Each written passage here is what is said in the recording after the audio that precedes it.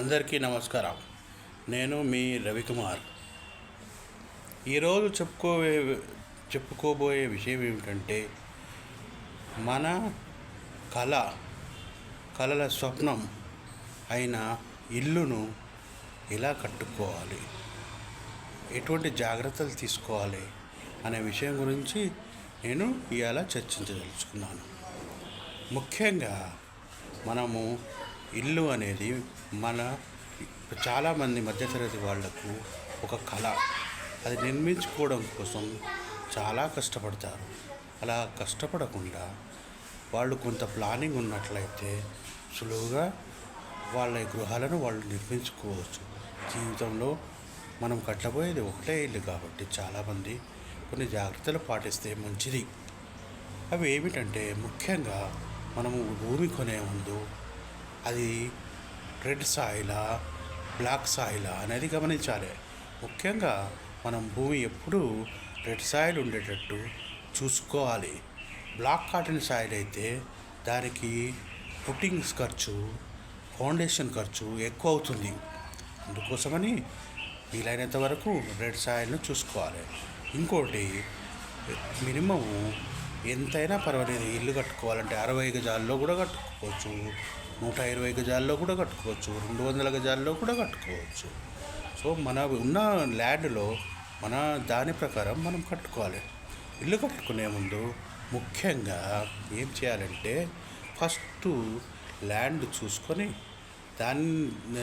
ల్యాండ్లో బోరు వేసుకోవాలి. బోరుకు కనీసం 2 లక్షలు, 1.5 అవుతుంది.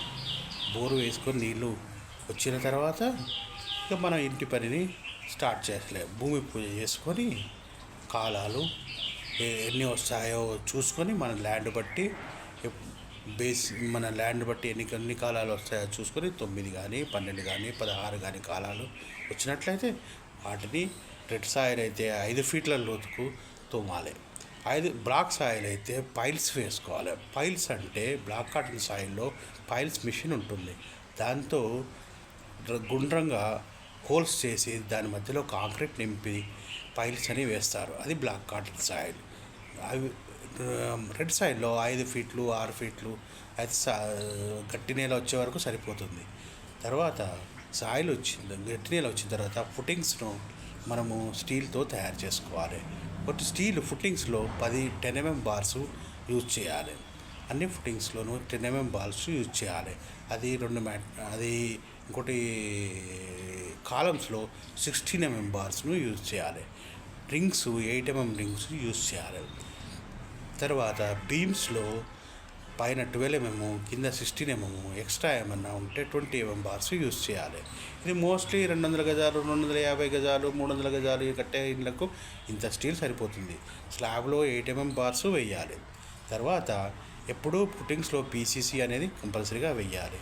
తర్వాత కాలమ్స్ నిర్మాణం చేస్తూ అది స్లోగా అది ఒకటేసారి 9 ఫీట్ల వరకు కాలం వేసుకోవచ్చు, అంచెలంచెలుగా కూడా వేసుకోవచ్చు. ఇంకోటి నేను చెప్పేది ఏంటంటే, ఈ కాలంలో కాంక్రీట్ ఇండ్లలో ఉష్ణోగ్రత చాలా ఎక్కువగా ఉంటుంది.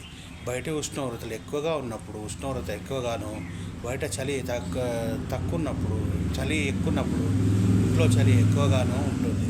కాబట్టి చాలామంది ఈ రోజులలో మండువా ఇళ్ళు, తర్వాత ఇటుక కట్టడాలు, ఇటుక సున్నంతో కట్టడాలు వాటికి వెళ్తున్నారు. వీటి గురించి తెలుసుకోవాలంటే వీడియోలు చాలా ఉన్నాయి. మండవా ఇల్లు అంటే ఇటుక సున్నంతో కడతారు. అది పూర్తిగా వాస్తు ప్రకారమే కడతారు. ఇంకోటి రాతి కట్టడాలు. రాతితో కట్టినా కానీ ఇంట్లో చల్లగా ఉంటుంది.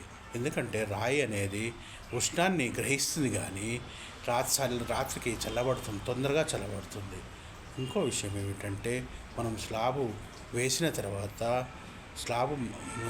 తర్వాత ఇంటి కింద పెట్టి బ్రిక్ వర్క్ స్టార్ట్ చేసుకోవాలి. బ్రిక్ వర్క్ అనేది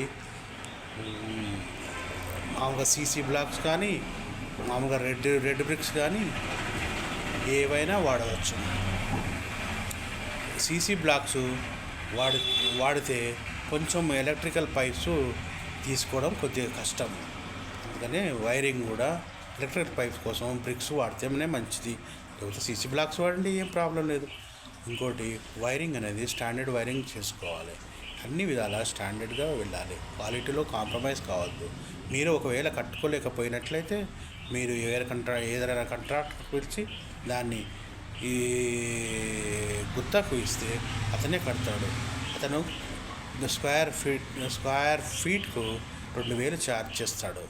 దానికి మొత్తం అన్ని మెటీరియల్స్ అతనే సప్లై చేస్తాడు, లేబర్ అతనే, మొత్తం దగ్గరుండి స్టార్టింగ్ నుంచి ఎండింగ్ వరకు అతను హ్యాండ్ ఓవర్ చేసి మీకు ఇస్తాడు. దాన్ని అగ్రిమెంట్ రూపేణా దశలవారీ పేమెంట్ మాట్లాడుకొని దాన్ని అగ్రిమెంట్ రాసుకొని మీరు కాంట్రాక్ట్కి ఇచ్చి చేసుకోవచ్చు. ఇంకో విషయం ఏమిటంటే, మీరు ఒక ఫ్లోర్ వేయాలనుకున్నారా, 2 ఫ్లోర్ వేయాలనుకున్నారా అనేది మీ పర్మిషన్ బట్టి ఆధారపడి ఉంటుంది. జిహెచ్ఎంసీలో పర్మిషన్ తీసుకున్న దాన్ని బట్టి ఆధారపడి ఉంటుంది. మీరు ఒక ఫ్లోర్ వేసుకోవచ్చు, 2 ఫ్లోర్లు వేసుకోవచ్చు, ఎన్నైనా ఫ్లోర్లు వేసుకోవచ్చు, 3 ఫ్లోర్లు వేసుకోవచ్చు. కానీ కొన్ని ప్రాంతాలలో గ్రౌండ్ ప్లస్ 2 ఫ్లోర్స్ వరకే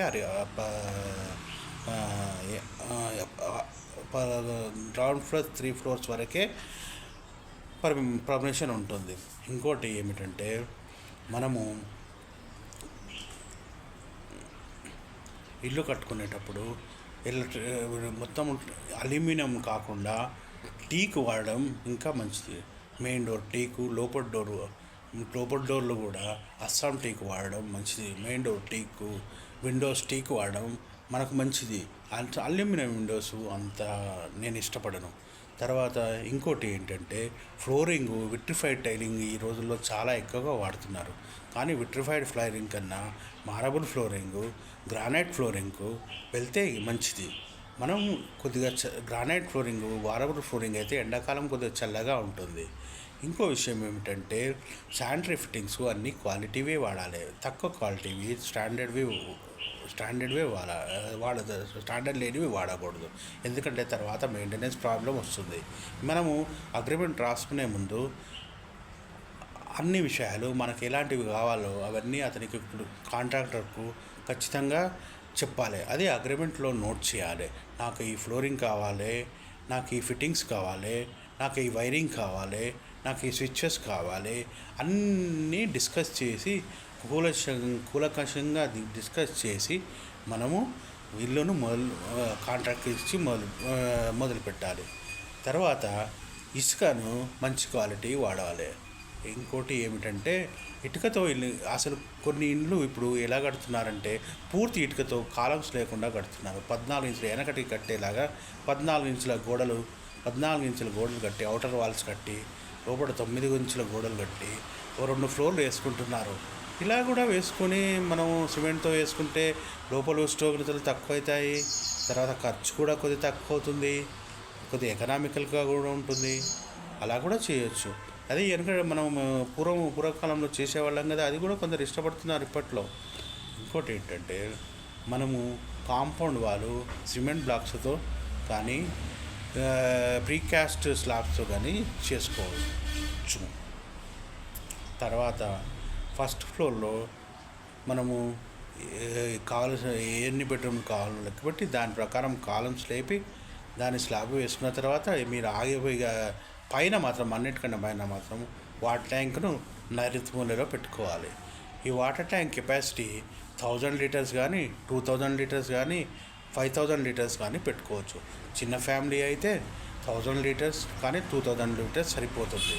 ఇంకోటి, కింద మనం సంపు అనేది చేసుకోవాలి. సంపు కూడా 3000 లీటర్స్, 2000 లీటర్స్ సరిపోతుంది. 200 యార్డ్స్ హౌస్కు 300 యార్డ్స్కు. సో ఇది అండి మనం తీసుకోవాల్సిన జాగ్రత్తలు. ఇంకా ఏం జాగ్రత్తలు తీసుకోవాలి అంటే, ఒకటే ఫ్లోర్ వేసినట్లయితే రూఫ్ ట్రీట్మెంట్ కంపల్సరీగా చేసుకోవాలి. దానివల్ల మనకు లీకేజెస్ కానీ ఏది ఉండవు. రూఫ్ ట్రీట్మెంట్ చేసుకున్న తర్వాత పైన ఎక్స్టెన్షన్ కోసం తర్వాత కట్టడానికి కాలాలను రాడ్స్ 2.5 ఫీట్ వదిలి దాన్ని బ్రిక్తో ఎన్కాస్టింగ్ చేసినట్లయితే మనకు అది అలా చేయడం బాగుంటుంది.